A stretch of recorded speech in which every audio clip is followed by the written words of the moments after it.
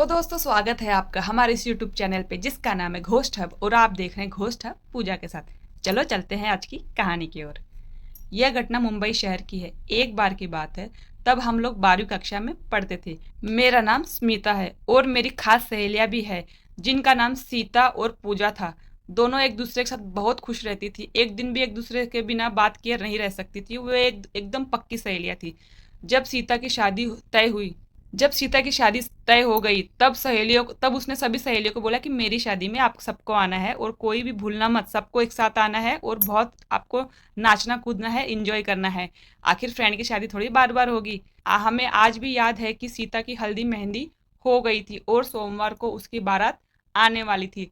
तब हम लोग मिलकर सीता की शादी में उसके घर गए थे और उसकी पक्की सहेली पूजा भी आई थी। सीता सजी संवरी बैठी थी। उसको बारात के आने का इंतजार था।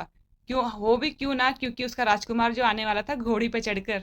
और खुशी का माहौल था। हम सब लोग नाच रहे थे और सीता के साथ हंसी मजाक भी कर रहे थे। आखिर वह घड़ी आ गई जब सीता की शादी करके वह सुबह अपने ससुराल जा रही थी। हम लोग तो रात को ही दूल्हे को देखकर खाना वाना खाकर अपने अपने घर चले गए। लेकिन पूजा जब अपने घर जा रही थी तभी उसके साथ एक बहुत बड़ा हादसा हो गया। वह गाड़ी से टकराई और उसका सिर फट गया और उसकी वहीं पर मृत्यु हो गई थी। 4-5 महीने बीतने के बाद जब सीता ने पूजा को फोन किया तो उसके हाथ पांव सुन पड़ गए, क्योंकि वह फोन उसके माता पिता ने उठाया था और उन्होंने अब सीता को सारी बात बता दी थी कि तुझे पता नहीं है कि 4-5 महीने पहले ही तुम्हारी बेस्ट फ्रेंड पूजा इस दुनिया से जा चुकी है। और वह सारी बातें सीता को बता देते हैं। तब मानो सीता के पांव से जमीन ही खिसक जाती है और वह जोर जोर से रोने लगी और अपने ससुराल वालों को भी उसने सब बता दिया। 2-3 साल बीतने के बाद अब सीता को पूजा रात में दिखाई देने लगती है और बोलने लगी, सहेली मेरे पास आ जाओ, मैं अकेले नहीं रह पा रही हूँ, तुम आ जाओ मेरे साथ, तुम मेरे पास रहो, तुम तो मेरी अच्छी दोस्त हो ना। लेकिन सुबह होने पर उसने यह सब बात अपने परिवार को, अपने ससुराल वालों को बताई, लेकिन उस पर किसी ने भी विश्वास नहीं किया। सबने यही कहा कि वो तुम्हारी अच्छी दोस्त थी, तुम्हारी बेस्ट फ्रेंड थी, इसलिए तुम्हें उसके सपने आ रहे हैं, तुम सपनों को ज्यादा दिल पे मत लो। तुम दोनों में अच्छा संबंध था इसलिए तुम्हें ऐसे सपने आ रही हो। शायद तुम उसके बारे में सोचते सोचते ही सो गई थी, इसलिए तुम्हें ऐसे सपने आ रहे हैं। उसके बारे में अब सोचना कम कर दो। सबने यह सब बोल के उसको शांत करा दिया। धीरे धीरे दिन बीतने लगे और अब सीता मानो पागल सी हो गई थी।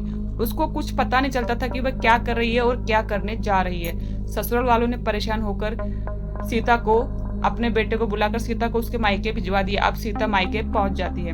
अब सीता मायके में भी अपने वही हरकतें चालू करती है। वह क्या कर रही है किसी को पता नहीं। वह पागलों जैसी हरकतें कर रही है और वह क्या करने जा रही है उसे कुछ आइडिया नहीं है। उसकी हरकतों को देखकर उसके पिताजी ने सोचा कि इसे किसी पंडित को दिखाना चाहिए। तो देखते हैं वो क्या कहेंगे। पंडित को दिखा दूंगा तो देखते हैं पंडित जी क्या बोलते हैं। उसके पिता यह सोच ही रहे थे कि दूसरे दिन से ही दोपहर हो गई और सीता ने भी अपना दरवाजा नहीं खोला। उसके पिता बाहर आवाज मारने लगे, सीता सीता दरवाजा खोलो बेटा, तुमने कुछ खाया पिया नहीं है, खा लो कुछ, मैं तुम्हारा इलाज करवाऊंगा बेटा, तुम टेंशन मत लो, मैं हूं ना, तुम ठीक हो जाओगी। लेकिन अंदर से दरवाजा नहीं खुल रहा था। तब उसके पिता डर गए और दरवाजा तोड़कर अंदर आ गए। वहां का दृश्य देखकर वह बेहोश ही हो गए थे। तभी उनके पीछे की पत्नी गई तो देखा कि सीता पंखे से फांसी लगाकर झूल रही थी, क्योंकि वह मर चुकी थी। तब उसकी माँ समझ गई मेरी बेटी सच बोल रही। आज उसकी सहेली पूजा ने उसे बुला ही लिया। आखिर पूजा मेरी बेटी को लेकर चली ही गई।